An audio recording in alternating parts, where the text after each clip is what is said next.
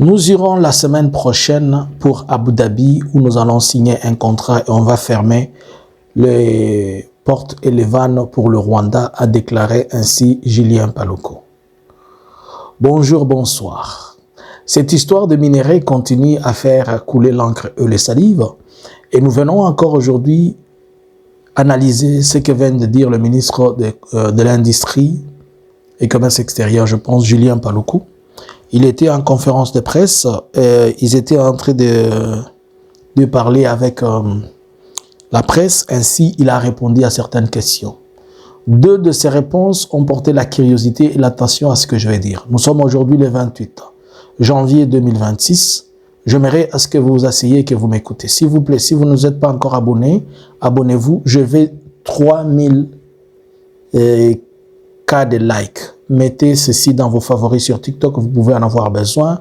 Suivez-nous de partout, ne manquez pas de nous suivre sur Eke Swahili. S'il vous plaît, aidez-nous à ce que nous atteignions 20 cas cette semaine sur Eke Swahili. On doit avoir 20 cas sur TikTok et on doit avoir 10 cas sur YouTube, sur Eke Swahili. Alors, le ministre de commerce de l'industrie et commerce extérieur, Julien Paluku, a dit deux mots que je trouvais essentiels qui me permet de faire cette analyse. Car ça représente à la fois l'image de tout ce que le gouvernement de Kinshasa est en train de penser. Il dit que cette rébellion sera la dernière et il n'y aura plus d'autres rébellions. Je peux dire, selon moi, que Julien fait partie de l'AFC. Je dirais que Julien est un membre de l'AFC. Puisque la réponse à Julien, elle corrobore, elle vient de se retrouver dans plusieurs des réponses que à la fois Bertrand Bisimou a donné et le coordonnateur Nanga. C'est comme s'ils partagent ensemble les choses. Donc je peux dire que Julien Paluku est membre de l'AFC par M23, puisque nous l'avons appris plusieurs fois, sous plus fermé et sous d'autres cieux, que le mobile pour l'AFC de prendre tous les autres groupes armés qui sont à côté, c'est pour en faire un bloc et empêcher qu'il y ait encore une autre rébellion. Et c'est pourquoi ils sont en train de partir en appelant au recrutement, en appelant d'autres groupes armés de pouvoir les joindre. Et si Julien Paluku va faire semblant de dire que Félix est en train de pouvoir stopper tous ces groupes armés, qu'il n'y ait plus de rébellion, il est entre parenthèses en train de passer les messages de l'objectif et la vision de l'AFC Barème 23 à Kinshasa, comme s'il était l'ambassadeur de l'AFC Barème 23, mais à Kinshasa. Qu'est-ce que vous ne comprenez pas de tout ce qui s'est dit? L'AFC dit que cette rébellion ou cette révolution est là pour objectif de récupérer tout le monde et amener tout le monde afin de ne plus se retrouver dans ce genre d'histoire plus tard. Et le gouvernement de Kinshasa, et Julien Paluku, pas le gouvernement de Kinshasa, Julien Paluku, paf, il saute, il en parle. Il fait comme s'il est en train d'amener l'espoir ou quelque chose, alors qu'il est en train de passer un message 100% AFC Barème 23. Donc, en conclusion, je conclus que Julien est peut-être le parsec du bureau de coordonnateur Nanga, ou c'est l'un des membres de l'AFC qui a suivi les cadres politico-militaires connaissant la vision de l'AFC Barème 23. Alors, Julien Paluku dit ceci, que cette semaine ou la semaine prochaine, ils vont se rendre à Abu Dhabi pour aller signer des contrats, ainsi fermer les portes au Rwanda.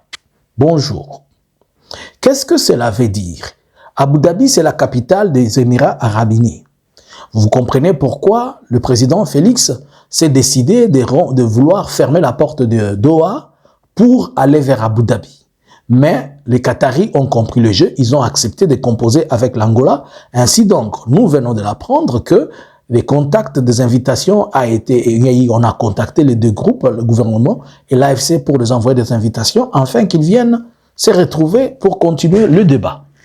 Mais alors, si Julien Paluku, il dit qu'ils vont aller couper, ils vont aller fermer la porte de ce que le Rwanda a toujours pris à partir d'Abu Dhabi, nous allons nous poser la question, qu'est-ce que Abu Dhabi prend et qu'est-ce que le Rwanda donne exactement à Abu Dhabi? Le Rwanda donne à Abu Dhabi, ou bien le minerai du Rwanda qui quitte pour aller à Abu Dhabi, ce n'est pas seulement les minéraux du Rwanda qui viennent du Rwanda, ils viennent aussi de l'Ouganda, ils transitent par les Kenya et aussi peut-être de la Tanzanie, mais prenons le cas de deux, Rwanda et Ouganda. Quels sont ces minéraux? Nous avons l'or, nous avons le 3T, dans le 3T, le 3T veut dire orflamite, étain et coltan. Ce sont les 3T.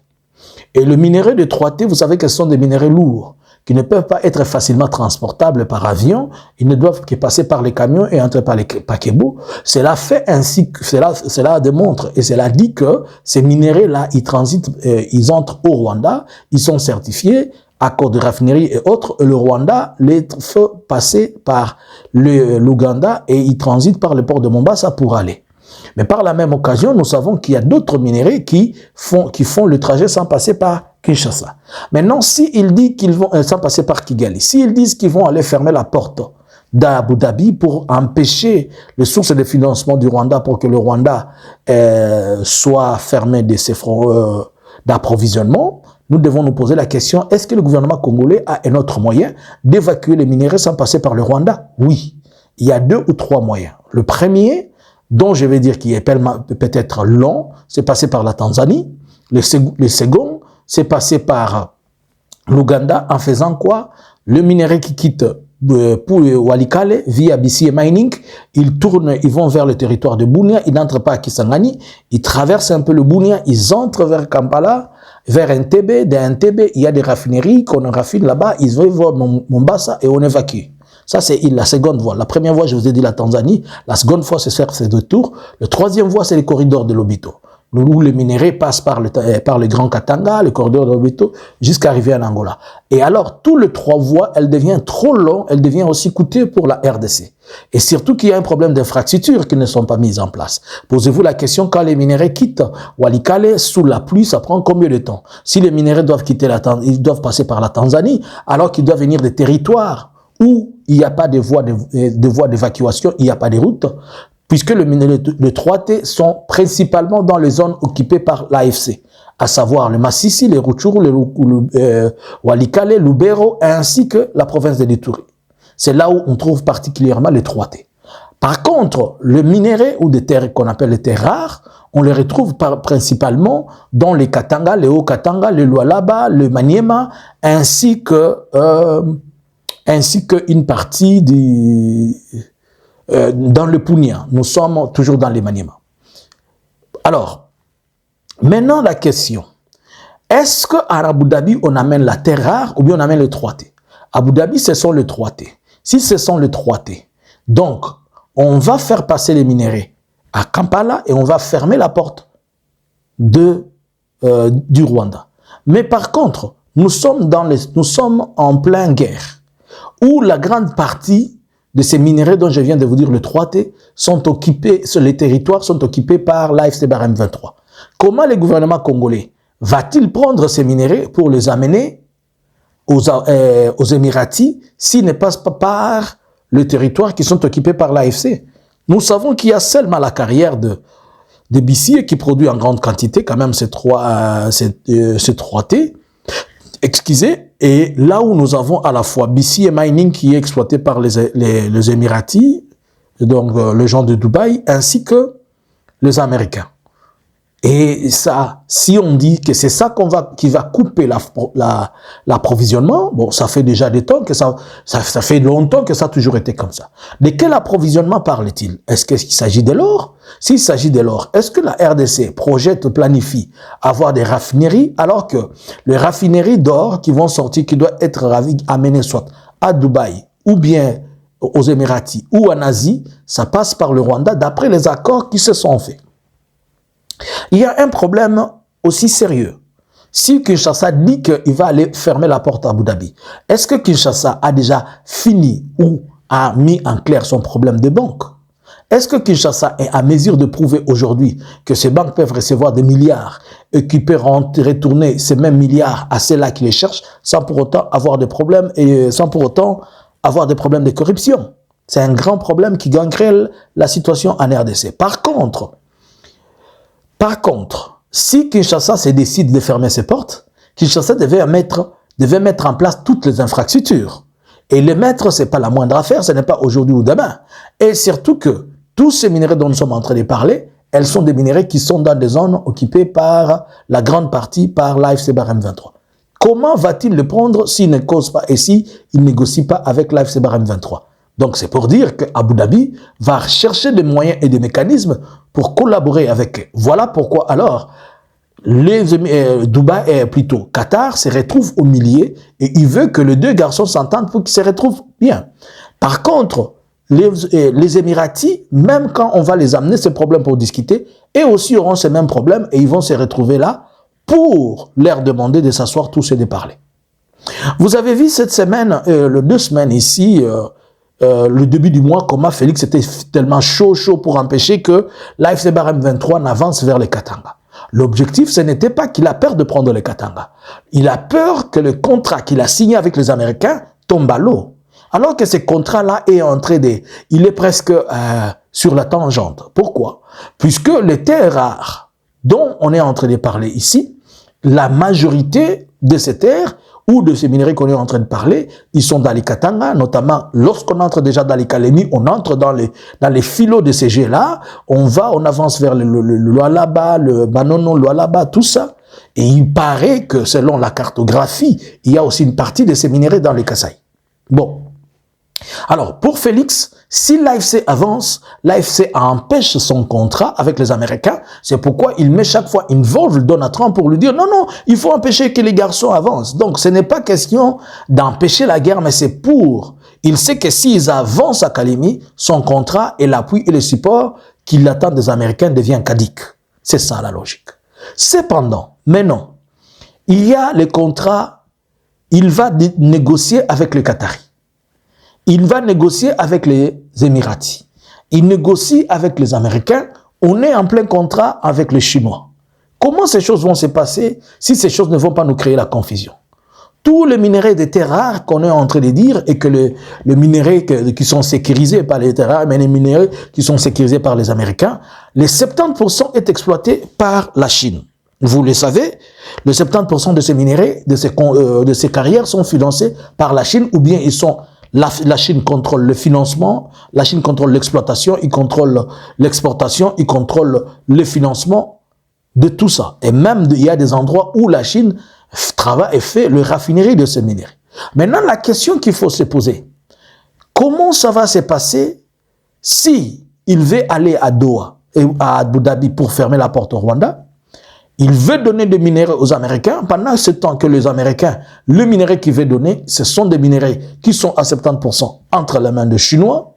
Il veut en même temps que le Qatar reste en partenariat avec lui. Alors qu'en réalité, si le Qatar doit rester en partenariat avec lui, si Abu Dhabi doit rester en partenariat avec lui, il doit à la fois aussi rester en partenariat avec le Rwanda, puisque le Rwanda devient un hub, et pour lui, un tremplin pour l'évacuation de minéraux dont il a besoin. Au finish, on va exiger à Félix de toujours collaborer et coopérer avec Kagame pour permettre à ce que Kagame, qui est l'homme de main, quelque part, de ces soi-disant big boss qui veulent de ces minéraux, dont ils ont plus confiance que Félix, puisqu'ils ont une coopération de long terme. Ça fait longtemps qu'ils collaborent avec Kagame. Ils connaissent au moins les tenants et les aboutissants. Allons sur l'aspect business. Il est préférable que ceux qui sont en train de faire ce jeu, ils gardent à la fois l'œil à l'est et l'œil à l'ouest. Et les minéraux qui sont à l'est, ils collaborent avec, et les minéraux qui sont à l'ouest, ils collaborent avec. Tandis que Félix veut tout, alors que tout ce qu'il veut, il n'est même pas en mesure de pouvoir sécuriser là où il est. Prenons l'exemple. Félix qui a besoin de récupérer Goma, alors que pour la simple ville de Kinshasa, Goma est plus propre que Kinshasa. Si on doit être logique, qui devra prendre qui pour rendre qui meilleur? C'est tout à fait clair. C'est Goma qui doit prendre Kinshasa pour rendre Kinshasa aussi meilleur comme Goma. Mais Kinshasa ne peut pas prendre Goma puisque Kinshasa n'est même pas à mesure de rendre son propre Kinshasa propre, sécurisé et autres. Et le climat des affaires, c'est compliqué. Alors, si Julien Paluku dit qu'ils doivent aller à Abu Dhabi, je suis sûr que l'air Abu Dhabi va leur porter un aller-retour. Puisqu'ils vont aller, au lieu de fermer la porte, on va encore les exiger de venir avec l'homme de main qu'ils ont toujours travaillé et qui pensent qu'il est réel. Et s'ils ne veulent pas, vont-ils transporter les minéraux à la tête? S'ils vont se dire qu'ils doivent passer par l'Ouganda, là on s'attend à quelque chose. Corneille Nangaa a dit qu'ils sont en très bonne collaboration aussi avec l'Ouganda. Cela veut dire que quelque part, même s'il y a des intérêts, lorsque le minerai transite par l'Ouganda, à partir de BC et Mining, on les raffine. Où c'est en Ouganda? C'est en Ouganda qu'on met dans le fi et qu'on sort. Et quand ça arrive en Ouganda, ce n'est plus made in DRC, c'est devenu made in Uganda. Que pensez-vous? Avez-vous compris quelque chose ou pas? À vous le clavier. Bonjour, bonsoir. Analysins Congo subscribers.